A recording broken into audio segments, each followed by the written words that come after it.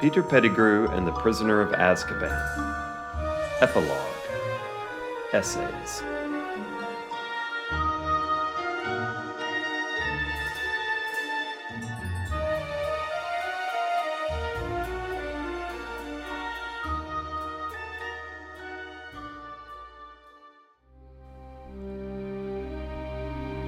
My Experience in Azkaban by James Potter.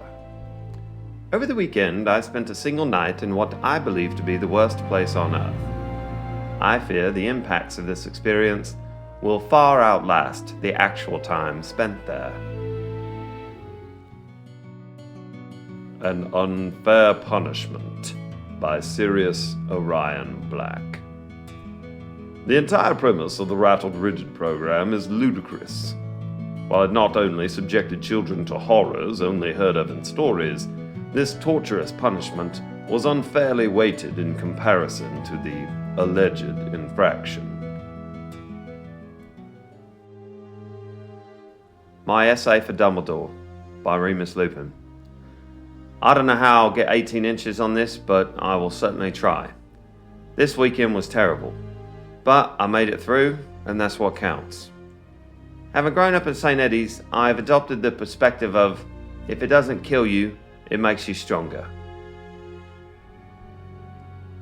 Not only were my friends and I psychologically attacked, but also physically threatened as well. While I regret the exploding broomstick prank on the Slytherin Quidditch team and the harm it caused their 3 players, their wounds will heal. I'm not so convinced of ours. At least I had my friends with me. The only saving grace for this irresponsible act from our administrators was that my friends were there. No matter how dark events might have been, I had a solid foundation of support from the people closest to me. I honestly don't think I would have made it out without them. Growing up in a boys' home teaches you things. One thing it taught me is not to get too attached to others. As soon as you do, they're gone. Hogwarts is different though. I've developed friendships stronger than I ever thought possible. We really relied on each other in there. I'll get to the details soon, but that's probably the main point. We're stronger together. Stronger than any punishment anyway. I have led an extremely privileged life so far. But being an only child, I've done it mostly by myself. I've learned now, and partly from this horrendous experience, that my ingenuity can only take me so far. But, doubled, or even tripled by the strength of my best friends, we can overcome any obstacle. If we work together, we can defeat any threat. So, in some strange way, I suppose I should be grateful to you for that, Headmaster. While I will certainly file a formal complaint, I do walk away from this weekend feeling more confident. I actually believe this program did the exact opposite of what it was intended for. You sent us there to scare us back onto the straight and narrow.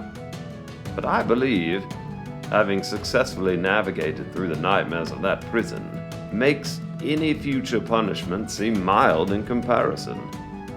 So while I can confidently say, I will never, and I repeat, never, return to Azkaban, I have lost any fear of repercussions from my teachers. I suppose I should thank you for that, Professor Dumbledore. I've always been the outsider, but not anymore. I know who my true friends are. I know what they're willing to stand up to in my defense. And I know what I'm willing and able to do for them. As much as I hate to say it, I believe that little insight is owed to you. So, thank you.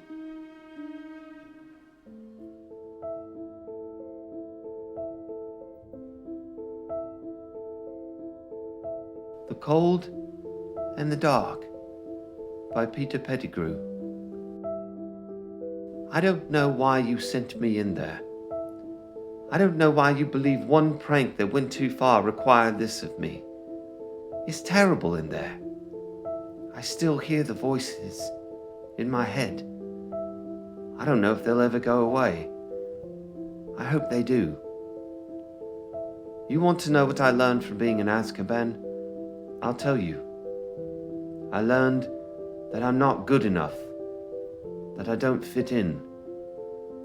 I'm dead weight. I think I've always known it, but this weekend brought it to reality in a way I never wanted. I don't have friends. Not really. You see, I used to worry why the Sorting Hat didn't know which house to put me in. But now I know why I'm in Gryffindor. I couldn't make it in Ravenclaw. I'm clever in some ways, but not like that. Slytherin house terrifies me. I see how they look down on me, how they look through me, and know I'm weak. Hufflepuffs are committed to helping others. I can't do that. I don't know why, but I have and always will put myself first. So that leaves Gryffindor, the house of bravery and courage.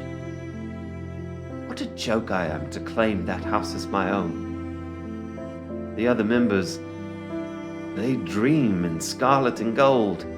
I realize now that I am in this house because I have no courage. I am not brave. And the only way I would make it is to leech off the courage of others. But that doesn't make them my friends. Not really. It makes them a necessity, and me a burden. I see that now. I hope I am never put through this type of situation again. If I am, I don't know how I'll make it through. I'm all alone, and I'm small, and I'm scared, all the time. I let everyone down, and I know in my heart, when things get difficult, I will be the first to be left behind. I'm sorry if this is more information than you wanted, and I hope I can rely on your confidence to not tell James anything I've written. But it's the truth, and I guess I should thank you for that, because now I know.